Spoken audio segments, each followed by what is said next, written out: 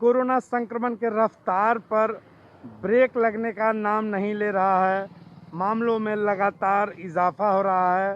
सरकार की चिंताएं भी बढ़ गई हैं। इन सब के बीच वैक्सीनेशन को लेकर के सवाल उठ रहे हैं।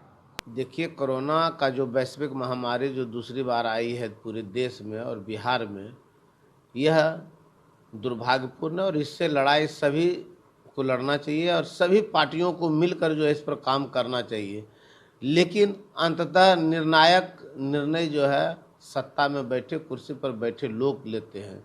वह पहले से जो है इस पर तत्पर क्यों नहीं थे, जागरूक क्यों नहीं थे, जबकि 1 साल पहले भी जो है महामारी में जो है बहुत लोग जूझ चुके हैं।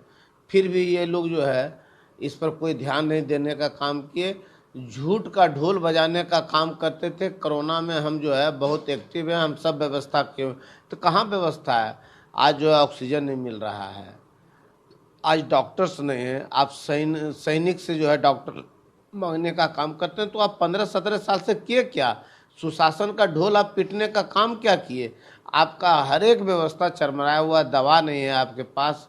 आप वैक्सीन जो बनाए, वैक्सीन जो है बाहर बेचने का काम किए हैं, बिहार में वैक्सीन नहीं है।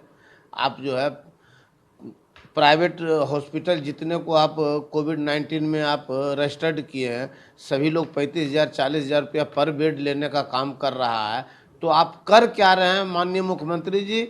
और आप जिन अफसरों को लगाएं वह खुद दलाली करने में लगा हुआ है। निसंदेह वैक्सीनेशन की रफ्तार बहुत धीमी है।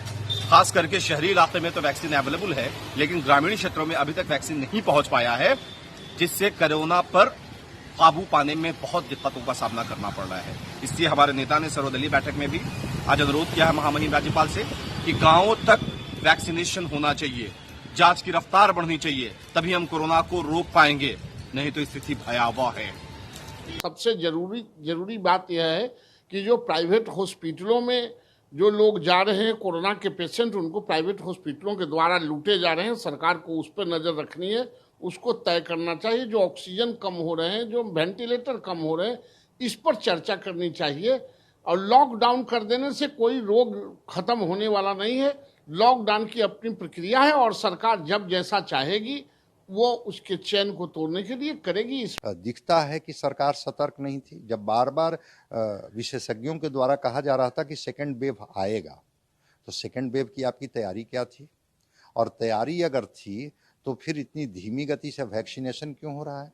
वैक्सीनेशन का तो एक ही आधार है ना कि या तो लोग इन्फेक्टेड हो जाएं या वैक्सीनेट कर दिया जाए। तो 60% लोग भी अगर इन्फेक्टेड या वैक्सीनेटेड होते हैं तभी हर्ड इम्यूनिटी आती है, जिससे हम लोग मानते हैं कि अब जो हैं वो लोगों को कोरोना परेशान नहीं करेगा।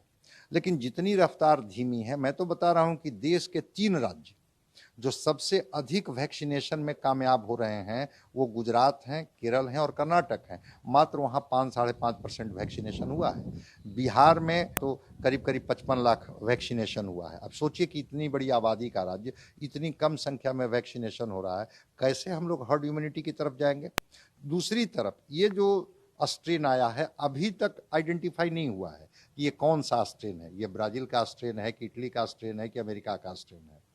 और उसके बाद भी सरकार को अगर इसकी रफ्तार बढ़ाया जाना चाहिए। अब कई लोग हैं जो सेकेंड डोज के लिए अगर कोविशील्ड का उन्होंने लिया वैक्सीन और दूसरी बार जब उनका टर्म पूरा हो गया तो बता दिया गया कि नहीं कोविशील्ड नहीं, अब कोवैक्सीन है।